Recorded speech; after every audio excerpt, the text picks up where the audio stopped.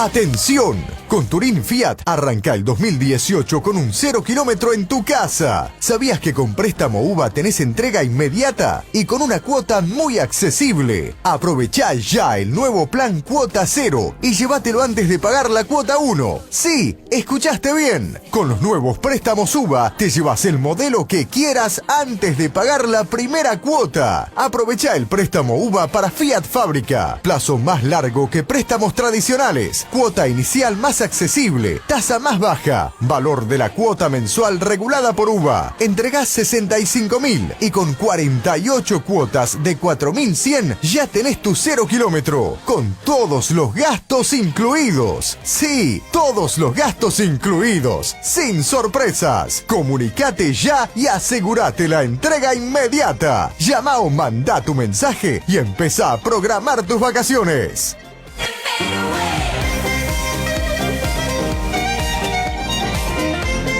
Ya estamos aquí ubicados en la mesa. Bienvenidos a todos los que se van sumando. Bienvenidos también Dante Leguizamón. Buenas noches. Buenas noches. ¿Cómo va? Muy bien. Bueno, gracias por venir. Como siempre, Alfredo Fluri, muy buenas noches. ¿Qué tal? Buenas ¿Cómo le va? ¿Cómo andas? Bien, muy bien. Tenemos periodistas invitados de distintos medios con lo que anticipábamos recién. Vamos a ir analizando y vamos a ir haciendo el balance tanto a nivel municipio como provincial como nacional. En primer lugar lo presento a Edgardo Moreno de La Voz del Interior. Buenas noches. Bienvenido. Hola, ¿cómo estás? ¿Cómo Gracias. va? Gracias por la invitación. Bueno, muchísimas gracias por venir. Laura González también está con nosotros, periodista de Mitre de La Voz. Buenas noches, bienvenida. ¿Qué tal? Bueno, muchas gracias por la invitación. No, por favor, gracias por venir. Ya amigo de la casa, lo hemos tenido en varias oportunidades. A Diego Caniglia, periodista de Punto a Punto. Buenas noches. ¿Qué tal? Muy ¿Cómo buenas va? noches. Muchas Muchísimas gracias por la invitación. Muchísimas gracias por venir. Mario, arrancamos. Bueno, arrancamos, como dice un periodista amigo que quiero mucho, vamos con la no pregunta para arrancar. ¿Qué te parece? ¿Quién terminó mejor el año de los tres? ¿Qué pregunta? Es difícil, ¿no? Creo que fuera de la escena complicada está Mestre, ¿no? En la Intendencia, porque, bueno, la ha piloteado sin grandes anuncios, sin grandes sobresaltos, la ha piloteado. El gobernador Schiaretti en su medida también, ¿no? Pero con un rol interesante que hay que ver después puertas adentro de Unión por Córdoba cuánto le cuesta tanto acercamiento a Mauricio Macri, pero ha logrado para la provincia lo que no había logrado en la gestión anterior, en la convivencia con el kirchnerismo. Y Macri, ¿no? Macri con los episodios finales, con su gobernabilidad, esa victoria que había conseguido en octubre, que le daba tanto empuje a su gestión, bueno, ha sido en cierta manera lesionada por los episodios de violencia de ayer, del jueves, pero tiene su ley previsional, ¿no? Tiene sus reformas. Se verá qué pasa con el reformismo permanente, pero logró hacer lo que había dicho que iba a hacer, ¿no? Yo coincido con Laura en el sentido de que, bueno, obviamente Macri termina por ahí un poco, con un año mucho más agitado, con capital político para gastar, para eso tiene el capital político. Hay que ver si lo sabe utilizar después de tantas idas y vueltas que ha tenido durante lo que va de su mandato.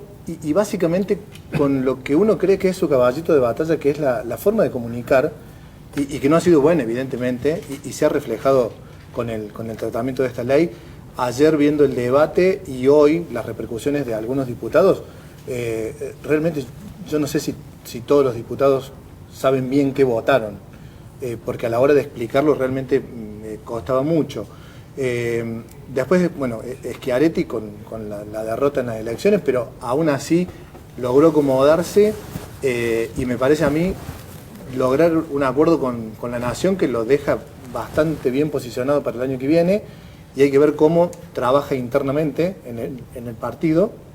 Y Mestre, bueno, un poco más tranquilo, pero con mucho por levantar, básicamente por la imagen que todavía no es de lo mejor, y con una gestión que todavía le insume muchos problemas. A la par, Schiaretti y Mestre el año que viene, bueno, van a tener un vendaval de corte de cintas, que hay que ver quién inaugura todas las obras, porque hoy por hoy son, ¿no? Sí, Macri también, ¿no? Porque sí, claro, la intervención de los fondos públicos en las provincias también es fuerte, ¿no? Es muy fuerte. Pero sí, básicamente coincido con el análisis. Lo que pasa es que estaba pensando, Edgardo, que lo que dicen ellos es que en realidad el que más cosas puso en juego fue Macri. Claro. Los otros, digamos, como que, es más, se vieron con fondos, incluso Mestre particularmente, con mucha plata para avanzar en obras. Fue agenda nacional este año. Vemos el peor momento de Macri sobre el momento del resumen, del balance, ¿no? Claro, el cierre de obras. Ganó bien 2 elecciones, digamos, las PASO y la general, sobre todo la consolidación política, pero con problemas de gobernabilidad claros que se vieron ahora en estos últimos días. Schiaretti perdió 2 elecciones, pero no ha tenido problemas de gobernabilidad, y Mestre termina el año tranquilo, ganó junto con Cambiemos las elecciones, pero tuvo ese momento muy crítico que fue aquel paro largo de transporte, donde la vio fea al año, pero creo que lo termina relativamente ordenado, ¿no? Las perspectivas, en este caso ya hicimos un balance de lo que fue este año. ¿Cómo ven? Sobre todo, bueno, el Macri tiene mucho que ver con el aquí y ahora, ¿no? Porque hay que ver, hoy hablaba recién justamente con José Pien, a quien me lo crucé firmando el acuerdo salarial, pero como titular de la CGT, y le preguntaba y me dice, bueno, guarda con la reforma laboral, no vaya a ser que se les dé por meterla ahora mismo, porque digo, si hay que pagar costo político, lo pagamos todos juntos, no sé. Yo creo que las perspectivas, Macri es el que tiene más dificultades por delante, porque en tanto y en cuanto despertó la expectativa de cambios basados en reformas que prometió, ahora las tiene que realizar. Las condiciones políticas para realizar esas reformas siempre son complejas, no solo porque tenga minoría parlamentaria, sino por la estructura misma del proyecto de reforma que tiene, y ahora tiene que cumplir con esas expectativas. Es decir, el capital inicial de los 2 años de paciencia que le puso el electorado en general a Macri para su programa de gobierno estaba basado con ese discurso que él tenía de que la Argentina logró escapar con su elección, con la elección de él como presidente, a la 5ª gran crisis. Enumeraba desde el Rodrigazo en adelante los grandes momentos de quiebre de la economía. Bueno, luego de una legitimación como la que tuvo en este año en las elecciones, ahora tiene que desplegar su plan de reformas. Ahora, el plan de reformas en sí mismo implica ajustes. Aunque el discurso de Cambiemos lo niegue, efectivamente implica ajustes. Hemos visto uno, y hay varios más. Y eso efectivamente es todo un desafío para la gobernabilidad del proyecto de Macri. En el caso de Schiaretti y de Mestre, me parece que los desafíos son distintos. 2018 va a ser el año donde cada cual con lo suyo intente posicionarse para una perspectiva electoral. Y eso sí genera algunas críticas. Y en ese sentido, para mí, el escenario más complejo lo tiene el intendente, ¿no? Que si bien junto con el gobernador tienen que gestionar, me parece que Mestre tiene que ganarse su lugar dentro de Cambiemos y dentro de la órbita misma del presidente. Es sabido que no, si bien no tienen una mala relación, tampoco tienen una muy buena relación. Es una relación un tanto formal. Casi. Fíjate vos, Diego, que cuando finalmente el interbloque Cambiemos vota a favor del presupuesto, el miércoles, ese mismo lunes, los legisladores viajan a Buenos Aires, se reúnen con Peña, con Frigerio, acuerdan apoyar, y el mestrismo, básicamente fogoneado por el mestrismo, saca un comunicado muy duro a la noche, dando a entender como que iban a votar en contra, digamos, como que hay una... De hecho, el fin de semana, en la reunión que se realizó aquí en Córdoba, en el quórum, sí, con la gente de Cambiemos, los diputados que responden a Mestre no estuvieron, no estuvo ninguno. Entonces, ganarse esa confianza, porque con todo esto que se habla de que Macri con el 70% de los votos es el dueño verdaderamente de los votos en Córdoba, e inclusive dentro de Cambiemos y particularmente en el PRO, alardean con esto de que al que le levante la mano Macri gana, por ahí es como un poco complicado el posicionamiento que pueda llegar a lograr el intendente. A mí me parece que el principal desafío es ordenar la economía, ¿no? Porque se han hecho los primeros palotes, porque ordenar implica hacer crecer la economía, hacer crecer el empleo genuino, tenés que bajar el déficit, porque además de que este gobierno eligió moverse con metas fiscales, eso implica un ajuste importante, que el 60% proviene de la reforma previsional, pero falta todavía para el resto. Hay que ordenar a las provincias para que no se desbanden también en sus propios gastos y bajen la presión impositiva. Y fundamentalmente hay que ganar la batalla a la inflación, ¿no? Porque la inflación terminará 23-24% el año. Es un poco más de la mitad del año pasado, pero todavía es un 23-24%. Está 7 puntos por encima de la pauta máxima que se había puesto el Banco Central. Entonces, en la medida que eso no termine de acomodarse, y que seguramente no será en el 2018, se avanzó con la sube de tarifas. Uno daría la impresión que las del 2017 son las que la población tolera, pero falta todavía la mitad, ¿no? Es decir, todavía tiene subsidios del Estado, el residencial promedio tiene un 50% de subsidio, y uno dice, bueno, vamos a aumentar otro 50% las tarifas, y sí, es lo que está previsto en los próximos 3 años, ¿no? Entonces, falta mucho todavía para encaminar la economía y que eso redunde en crecimiento, y el crecimiento te aporte mayor recaudación y que puedas bajar los impuestos y demás, ¿no? Es un camino que costó mucho recorrerlo este 2017, se pagaron costos políticos muy altos, y todavía falta, yo creo que más de la mitad, ¿no? Y cuando ven la situación política y la capacidad política de cada uno de ellos a la hora de lo que se viene, ¿no? Y también teniendo en cuenta la capacidad de organización o no que tienen sus contrincantes, ¿cómo lo analizan? Porque aparentemente el peronismo probó una frutilla que hacía mucho que no probaba, que fue unirse para algo a nivel nacional. Aparentemente en Córdoba Schiaretti la tiene complicada porque algunos tienen la sensación de que está gobernando su último periodo y llega el momento de cambiemos. Y Mestre tampoco termina de armar algo como para ocupar ese lugar. ¿Cómo lo ven? Yo creo que tienen esquemas complicados los tres. Ha habido una modificación en el caso de la provincia de la estructura tradicional del esquema de poder que tuvo Unión por Córdoba. Hay una diferencia entre Schiaretti y De la Sota que no era tan ostensible antes y que ahora empezó a verse, sobre todo desde el momento del retiro gradual de la Sota del escenario político. Trajes, digamos. Más o menos, sí. Y me parece que antes, ¿no? Desde antes de las PASO, cuando dijo yo no soy candidato, hizo una especulación. A Panamá en las PASO, que estaba... Ah, no, era otro viaje. Pero ese era otro viaje. Sí, pero de todo modo él decidió tomar distancia y haciendo una especulación política como que no era el momento, ¿no? Y me parece que ahí cometió un error. Y luego eso generó una cadena de desinteligencias y ahora se ven en posiciones políticas distintas, ¿no? El caso del voto de Nazario es claro. Eso en el caso de la provincia. Ahora, Diego recién hacía referencia, Alfredo también, a las dificultades de articulación que tiene Mestre para consolidar la aspiración a candidatura dentro del esquema de Cambiemos.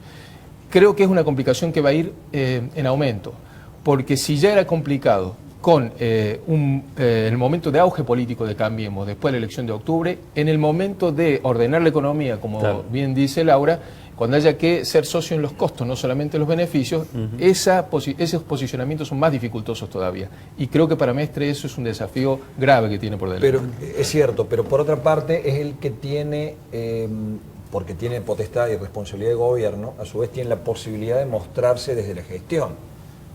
Y lo que tiene Mestre es que parte de una base, que decíamos Diego, si bien ha mejorado un poco, pero todavía tiene una base no muy positiva de opinión en general. Así que me parece que va a poner todo... Sí, pero hacia adentro también de Cambiemos tiene muchas dificultades. Ese es el gran desafío de Mestre, porque en realidad él se tiene que posicionar dentro del espacio del que forma parte. O sea, ponele que haga una muy buena gestión o consolide la gestión el año que viene, suponete. Hay mucha plata en obra, en fin, y demás. Se supone que con una mejor imagen él puede mostrar un capital respecto o de cara a la posibilidad de ganar una elección, más allá de los roces con Macri y demás. Pero tiene el futuro atado a que a Macri le vaya bien. Claro. Bueno, de cualquier manera, a Macri le conviene... ¿Quién le conviene como gobernador? ¿Alguien propio o alguien como Schiaretti con el cual puede acordar y además lo erige como figura importante dentro del peronismo? Y esa es la duda, ¿no? ¿Qué va a hacer Macri en el 2019? Porque si no logra frenar la ¿Quién candidatura llega ahí de después Mestre, tiene ganas de bajarse? Sí, bueno, Schiaretti yo creo que va a volver a presentarse para un segundo periodo. Él piensa eso y no cree que su ciclo esté acabado, ¿no? Pero si Macri no llega a frenarlo a Mestre como candidato en la provincia, capaz que juegue para Schiaretti. Y porque le conviene más un gobernador tan afín y que ha sido tan funcional, que han sabido, al menos en el discurso, tirarse alguna chicana y después, a la hora de los hechos, apoyarse y necesitarse mutuamente. Además, Schiaretti le ha servido para articular a parte de los gobernadores del PJ. Bueno, cosa que Mestre no. Es un tema, pata ¿no? fundamental. Sí. Es un tema. ¿Qué va a pasar con los gobernadores del PJ? Porque hoy fueron claves, digamos, en la sesión de ayer fueron claves, pero no emerge una conducción. De hecho, a todos se les escapó algún votito, en Nazario en Córdoba, alguien en Salta. O sea que tampoco los gobernadores muestran una contundencia como para poder decirle a Macri, quédate tranquilo que te vamos a contener. Yo creo que la clave para saber cómo van a jugar es cuando se empieza a ver cuál es el futuro que tiene, si es que lo tiene, a una eventual reforma del sistema electoral en el Congreso el año que viene. Bien. Si una eventual reforma del sistema electoral, no solamente la boleta única de papel, sino la imposibilidad de ordenar el calendario electoral en la Argentina, asoma en el 2018, es porque el juego de los gobernadores justicialistas es escalonar, como hicieron en el 2015, y eventualmente presentar una candidatura testimonial, evitándole el balotaje a Macri. Interesante. ¿Quién se capitalizó más políticamente? Vos recién Diego decía, bueno, quien gastó más de su capital político hasta ahora o desgastó más fue Macri. Pero ¿quién capitalizó más políticamente? ¿Macri también? Sí, también Sí, Macri. también. Sí. Yo creo, a ver, estamos por ahí muy embebidos en lo que ha pasado Claro, ayer, ¿no? Claro. estos últimos días, ¿no? Pero el regreso del crédito hipotecario marca, a mi juicio, una concepción absolutamente diferente de lo que es el consumo en la calle, lo que el ciudadano común piensa, lo que la familia proyecta, ¿no? Porque veníamos de largos años donde la gente ahorraba gastando, ¿no? La inflación te corría, no había forma de llegar o sea, podías comprarte de todo menos la casa, porque era demasiado inalcanzable. Además, en ese periodo los inmuebles se revalorizaron mucho más que el dólar, que la inflación y demás. Y la posibilidad de comprar crédito hipotecario con un sistema que ajusta el capital, de modo que quien presta preserva al menos su capital, ha traído un cambio de concepto, en decir, bueno, la familia está dispuesta a ajustarse porque va a cambiar el alquiler por una cuota, y efectivamente es así para casas promedio, casas medias, a costa de resignar consumo presente, ¿no? Porque vos tenés que pagar después 10.000, 12.000 pesos, 8 que te cuesta una cuota, haber integrado el ahorro que te pide el crédito hipotecario, y eso significa... ¿El Procrear no generó eso también? No, pero ¿El Procrear anterior? El Procrear primero que no fue tan masivo, era por sorteo, no estaba la decisión de, bueno, yo me voy a un crédito hipotecario. Y hoy por hoy lo masivo no es el Procrear, son los bancos privados que prestan con este sistema UVA. Se ha combinado la masividad del Procrear, que es numeroso, pero no es hoy lo que está moviendo el crédito hipotecario. El crédito hipotecario se mueve con el sistema UVA, y además el Procrear también ajusta por UVA, ¿no? ¿Y la inflación ahí puede complicar también el tema del crédito UVA y demás? Digo, a la hora de la lógica que planteas vos recién, como la economía como eje. Sí, a ver, hay también mucho cuco alrededor del sistema de las UVA, ¿no? Por supuesto que el sistema va a funcionar mejor en la medida que la inflación baje. Y la inflación tiene una desaceleración marcada, quizás menos de lo esperado en los últimos 4 meses, pero vos mirás, la núcleo debiera estar en el 1, está en 1,3, pero va descendiendo, ¿no? En el último trimestre. Lo que a vos te garantiza es que tu deuda se mueva en función de la inflación, y tu salario, acá estamos siempre hablando de salarios registrados y demás, se mueve también en función de la inflación, pues son paritarias que siguen los precios. Pero el tipo que alquila te dice, a mí el alquiler también se mueve en función de la inflación. Entonces, yo prefiero correr el riesgo, y está esa sensación de que si no agarro ahora la oportunidad la pierdo, de correr el riesgo de que mi cuota se ajuste como los precios. Hay también un reaseguro en el caso de que se dispare por arriba de 10 puntos y demás, se alarga la cantidad de cuotas, pero es una oportunidad interesante. Dará mucho más tranquilidad si vamos a una inflación de un país normal, algo que no va a pasar el año que viene, sino que va a pasar en el término de 5 años. Pero a mí me parece que en términos de ciudadano y de votante, el regreso del crédito hipotecario y esta opción de, bueno, yo no me gasto la plata porque se me va del bolsillo, se me quema, la inflación me la come, sino que puedo pensar en algún ahorro a futuro comprando el inmueble. Me parece que eso, y creo que parte del voto de octubre significó, ¿no? Esa oportunidad futura, estoy comprando futuro, por más que el presente no me sea tan bueno, en el crédito hipotecario se patentiza claramente. Pareciera que los argentinos no podemos vivir sin un diciembre caliente, ¿no? Digo, a tenor de lo que ocurrió en los últimos años. ¿Qué fue lo que pasó ayer para ustedes? Bueno, antes que nada había un proyecto en el Congreso que era controvertido, que me parece que el gobierno no lo explicó en los términos en los que convendría haberlo explicado, en que hubiese sido deseable que lo explique. Creo que escapándole a una realidad que implica el ajuste real que se estaba intentando introducir, que tampoco me parece, en vista a lo que son los ajustes generales de la economía, de desmesurado, pero es un ajuste, y una reacción de una parte de la oposición refleja intentando generar un costo desmesurado en relación a la aprobación de ese proyecto, mediante metodologías que son repudiables, como las metodologías violentas.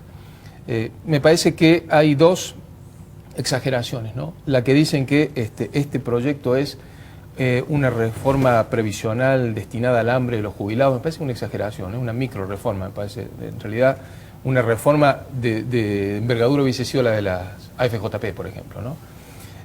Y la otra exageración es la que le escuché a Carrió, que esto era un intento de golpe de Estado. Me parece que no lo es. Sí hay acciones que te desestabilizan cuando sos gobierno. Y obviamente 8 horas en pantalla de violencia en continuado desestabilizan. Como también generan mucha fragilidad en el gobierno los excesos de la fuerza de seguridad. No creo que eso configure un golpe de Estado.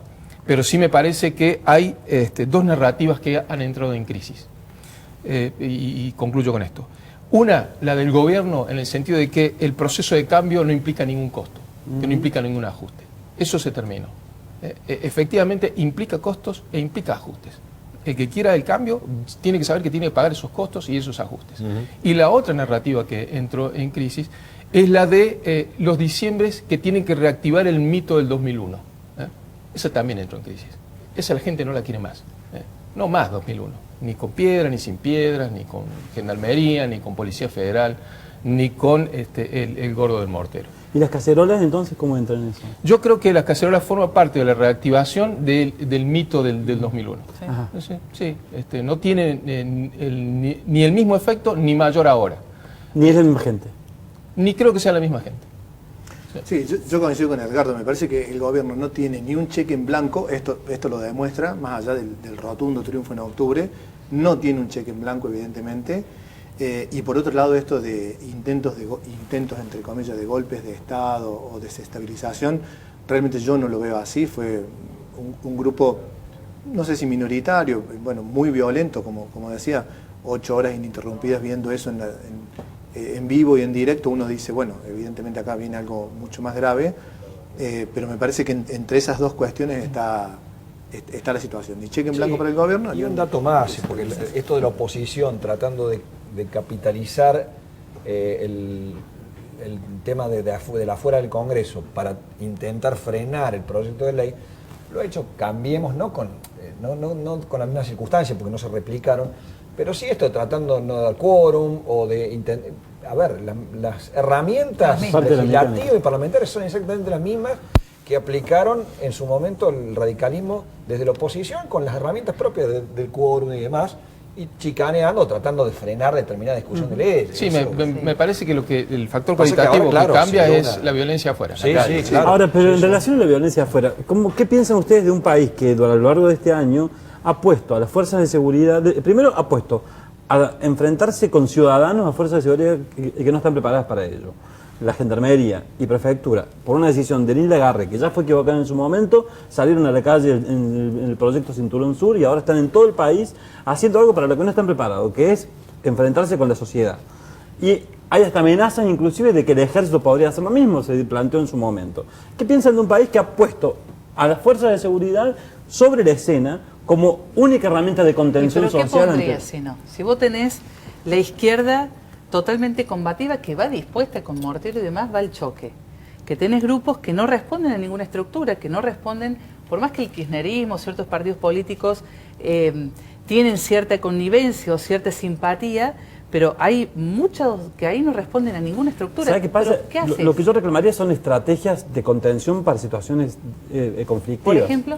Y por ejemplo que durante la manifestación de ayer no hubieran estado durante 5 horas una cantidad mínima de policías conteniendo que no pasara la gente, y después nos enteramos que había 5 veces más policías que fueron los que en 20 minutos, media hora, contuvieron la manifestación. Ahí yo creo que también hay una estrategia política a la hora de cómo uticizar las fuerzas de seguridad.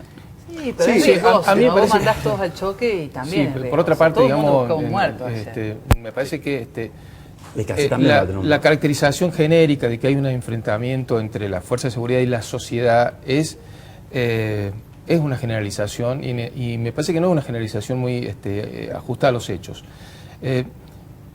Lo que vimos es efectivamente violencia organizada, así sea con piedras o con palos o con el elemento contundente que tengan cerca, es violencia organizada. Y en esos casos La única alternativa que le queda a un Estado de Derecho es la aplicación de la ley. Esto no habilita a ningún exceso ni, está bien. de la fuerza de seguridad. Pero es como coincido con lo que dice Laura. Es decir, si tenés a alguien que decide convertir la protesta en un hecho violento, explícitamente violento, una metodología no democrática, la única forma que tenés de contener eso inicialmente es marcar el respeto de la ley. La pregunta es ¿por cuánto tiempo alcanza eso? Porque digo, si esos grupos, llamémosle violentos, insisten en esta postura, ¿cuánto tiempo va a alcanzar con este Bueno, pero con justamente este tipo de ahí freno? está la gravedad de ayer, ¿no? Se jugó con fuego porque fueron durante muchas horas esa resistencia. Ocurrió durante mucho tiempo. Entonces, el grupo violento en tratar de penetrar las fuerzas, las vallas y demás, e impedir que la sesión continuara y demás. Y la policía también haciendo un juego que de resistencia pasiva que hoy, a la luz de lo que pasó y de tantas horas y de lo que vemos que dicen las cámaras y demás, Con le va el a filtrón terminar metido siendo entre medio, funcional ¿no? a Macri. Claro. Porque le va a terminar siendo funcional. Y con el filtrón pero se metido entre jugó con medio y fuego, todo, porque una podría haber cuestión. salido muy mal. Claro. Aún A ver, yo cuando, creo que cuando desde Macri toma desde- una, perdón. perdón, un segundo. Sí, Cuando toma una decisión clave, cuando se va al cuarto intermedio, con Emilio Monzó, el presidente de la Cámara, con Los 30 minutos. Con Agustín Rossi, en ese momento baja la orden de Casa Rosada de que se tenía que continuar la sesión, y cuando uno veía que había un grupo de policías que estaban a merced de 200 o 300 personas que realmente le tiraban con todo, y era un grupo muy, muy pequeño, y ahí se toma una decisión. Sí, me parece que no estaba en juego la ley, sino el poder y la política. Sí, Claro, En ese momento. era un momento clave, ¿no? Sí, pero además Claro. una mecánica de funcionamiento institucional. No puede ser que por una agresión violenta contra el Congreso no pueda sesionar. Digo, ¿no? Esto está dentro de la racionalidad democrática elemental. Yo insisto, creo que esto no fue un intento de golpe de Estado, pero sí me parece que es desestabilizador, que genera un problema de gobernabilidad explícito sobre el gobierno mediante una metodología violenta. Obviamente que se puede analizar otras metodologías de contención, que tienen que ver con políticas macroeconómicas generales, es decir, cómo vas a hacer vos sabiendo que tenés que aplicar medidas de ajuste para atenuar los impactos sociales que esas medidas pueden tener. Pensá en la reforma laboral, ¿no? No hay manual de política que diga tenés que dar una mala noticia en el mes de diciembre cuando termine el año. No, y llega pero la igual fiesta. tampoco Pero hay digo, docencia, arranquemos. ¿no? No tiene docencia de este gobierno No, claro. a la hora de explicar Bueno, las lo que medidas decías vos. económicas y el impacto, ¿no? Claro. Porque la reforma previsional, que no es una reforma, en realidad es una reforma a medio término, porque la reforma general Viene está después. prevista en la reparación histórica, hay 3 años de plazo, se tiene que debatir en el Congreso para que el sistema sea sostenible y demás. Pero si vos decís, bueno, voy a bajar los impuestos al trabajo, voy a disponer que va a haber un mínimo no imponible que no va a pagar contribuciones patronales, va a haber un blanqueo y demás. Entonces voy a afectar los impuestos que recaudan ANSES y que son los que conforman la fórmula de movilidad. Tenés que decir, bueno, esto va a perjudicar a los jubilados, hay que hacer algo. Y después presentarlo, ¿no? Y por la misma forma que en la reforma laboral, digo, si fuera tu estrategia, la idea es blanquear una cantidad de gente que permita en el futuro hacer más viable esa caja. Sí, lo que Digamos, pasa es no que- se informó todo eso. No. Se comunica más de lo que se informa. Sí, o se Claro, comunican se comunica las mal. malas noticias, Claro. o los gremios toman el relato de lo que no les conviene, porque efectivamente se tocan ciertos derechos o ciertas cuestiones conquistadas, como la posibilidad de que se incorpore el trabajador independiente y muchas otras que los gremios históricos resisten. Pero si no, no hay posibilidad de que los 5 millones de tipos que vos tenés hoy que trabajan en negro y que están afuera de todo sistema y afuera de toda protección puedan ser blanqueados y que además aporten a un sistema previsional que tiene pocos aportantes. Ahora Todo sí. tiene que ver con todo. No tenemos tiempo, Listo, sí, listo, Edgardo. listo. No. Digo, el último, gobierno cortito. no puede dejar gobernar en diciembre bajo la extorsión de que va a haber conflictos. Tiene que gobernar siempre. El límite de la violencia es que no hay que cruzar. Gracias, muchísimas gracias. Gracias por Gracias haber a venido, ustedes. gracias por la visita. Vamos a ir cerrando este bloque y en el próximo seguimos, obviamente, y ya metiéndonos de llenos en lo que tiene que ver con la reforma previsional, con distintos actores que tienen que ver con esto. Cotreco recomienda, para evitar que cualquier objeto punzante o cortante ponga en riesgo la salud del recolector de residuos, colocá siempre el vidrio roto en una caja o en un envase de plástico antes de tirarlo y después lo tirás. Las tapas de las latas, una vez que las abriste, las guardás adentro de la lata. Y la jeringa con aguja, va siempre la aguja dentro del tubito de la jeringa. De esa forma vamos a lograr una ciudad más limpia. Corte y ya volvemos. told ya.